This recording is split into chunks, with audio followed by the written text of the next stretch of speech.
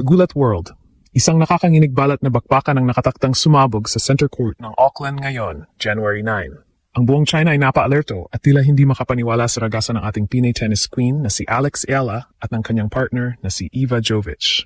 Matapos nilang gulantangin ang mundo sa pagpapatalsik sa alamat na si Venus Williams, heto na naman sila sa pinakamabigat na pagsubok ng kanilang career. Sa semifinals ng ASB Classic Doubles, haharapin nina Ayala at Jovic ang Chinese Great Wall, ang veteran duo nina Yang Zhaoshuan at Xu Yifan.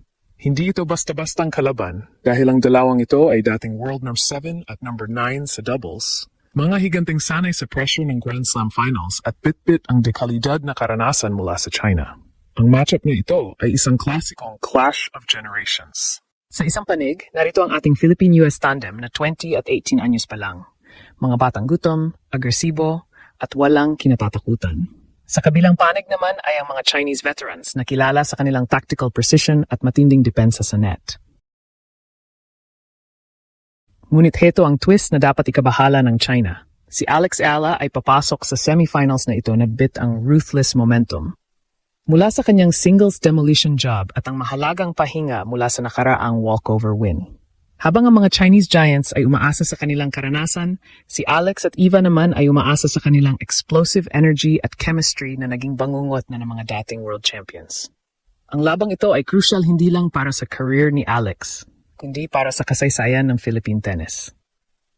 Ang pagbuwal sa dalawang world-class Chinese players ay magsisilbing selyo na ang bagong henerasyon ng tennis ay narito na para maghari. Ramdam sa Auckland ang tensyon dahil ang center court ay muling mapupuno ng mga sigaw at watawat ng Pilipinas, na gagawing parang home court ang New Zealand para sa ating pambato.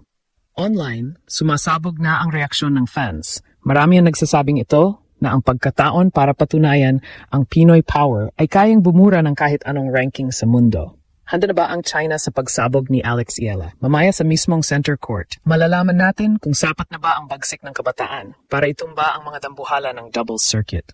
Isang panalo na lang at finals na. Isang tagumpay na hindi lang para kay Alex, kundi para sa buong bansang naniniwala sa kanyang binubuong legacy. Mula sa heartbreak ng nakaraang taon hanggang sa posibleng semifinals upset na ito, ang kwento ni Alex Ayala ay patuloy na gumugulat sa mundo.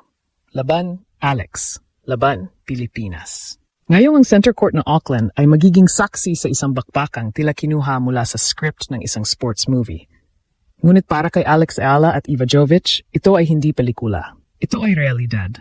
Matapos ang kanilang makasaysayang paglalakbay na nagsimula sa pagpapatalsik sa tennis legend na si Venus Williams at Elina Svitolina, ang ating PH-US dynamic duo ay nasa pintuan na ng kasaysayan.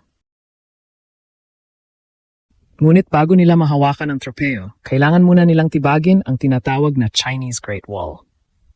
Ang semifinals ng ASB Classic Doubles ay hindi lang basta laro. Ito ay isang statement match kung saan ang buong China ay nakatutok, kinakabahan sa bilis ng pag-akyat ng dalawang teenagers na ito sa ranking. Ang makakatapat nina Alex at Eva ay hindi biro. Sina Yang Zhaoshuan at Xu Yifan ay mga institusyon na sa doubles circuit. Si Yang ay dating world number 9, habang si Xu ay tumuntong sa world number 7 at naging finalist pa sa Wimbledon at US Open. Pitpit nila ang malamig na kalkulasyon, ang dekalidad na net play, at ang pasensyang hinubog ng higit isang dekada sa WTA Tour. Para sa mga Chinese Giants, ang labang ito ay proteksyon ng kanilang dangal laban sa mga agresibong kabataan. Ngunit para kay Alex Ayala, ito ang pagkakataong patunayan na ang youth power ay hindi lang basta hype, kundi isang bagong puwersa na handang sumagasa sa sinumang veteranong haharang sa kanilang daraanan.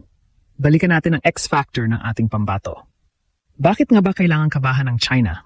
Una, ang chemistry ni na Alex at Eva ay tila natural born.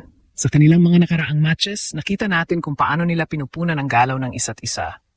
Ang nakamamatay na baseline power ni Alex na sinasamahan ng liksi ni Eva sa harap ng net.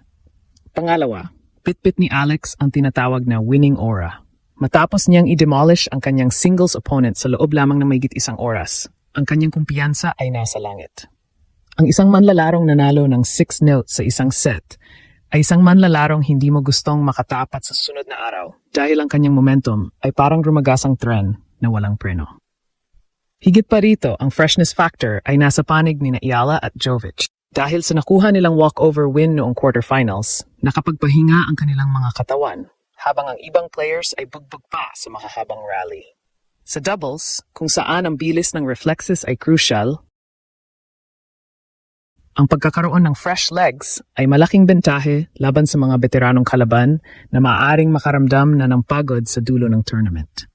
Ang bawat palo ni Alex bukas sa center court ay magdadala ng bigat ng kanyang preparasyon mula noong 2025. Ang bawat serve ay magpapaalala sa mundo na ang Pilipinas, sa pamamagitan ng isang 20 anyos na reyna, ay handa ng maghari sa pandaigdigang entablado ng tennis.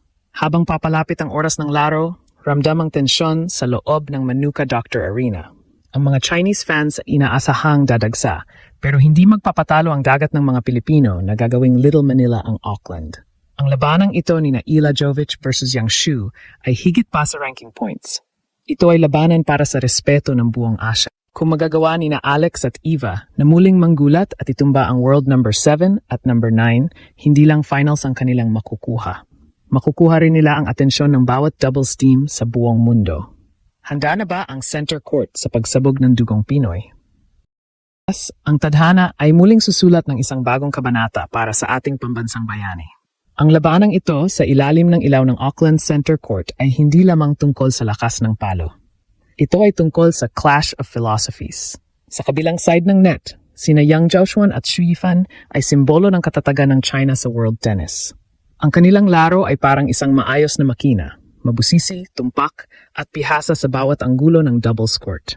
Sanay silang paglaruan ang emosyon ng mga batang kalaban, hinihintay ang isang pagkamali o isang unforced error para doon umatake. Ngunit sa pagkakataong ito, ang kinakaharap nila ay hindi ordinaryong mga baguhan. Ang tambalang Alex Ala at Eva Jovic ay nagpapakita ng isang antas na maturity na bihira sa kanilang edad. Isang bagsik na hinubog ng pagnanais na burahin ang kahit anong limitasyon. Dito papasok ang X-factor ng ating Pinay tennis queen. Si Alex Ala ay papasok sa semifinals na ito na bitbit ang momentum ng isang giant slayer. Matapos niyang pinaluhad ang mga dating world champions sa singles at doubles, ang kanyang mental fortress ay tila hindi na matitibag. Ang lefty advantage ni Alex ay isang malaking problema para sa mga Chinese veterans. Sa doubles, ang pagbabalik ng bola gamit ang kaliwang kamay ay madalas na nakakalito sa positioning ng kalaban sa net. Kung magagawa ni Alex na gamitin ang kanyang matatalim na cross-court forehands para ilayo ang bola kay Xu Yifan, mabubuksan ang court para sa mga killing volleys ni Eva Jovic. Ang chemistry ng PH-US duo ay nakabase sa tiwala. Tiwalang kahit anong ibato ng China, may sasalo at may re-respak. Huwag nating kalilimutan ang physical advantage. Sa edad na 30 plus, sina Yang at Xu ay may bit-bit na ring pagod mula sa mahabang taon sa tour. Bagamat nandiyan ang kanilang karanasan, ang bilis at endurance ay pabor sa 20 anyos na si Alex at 18 anyos na si Eva.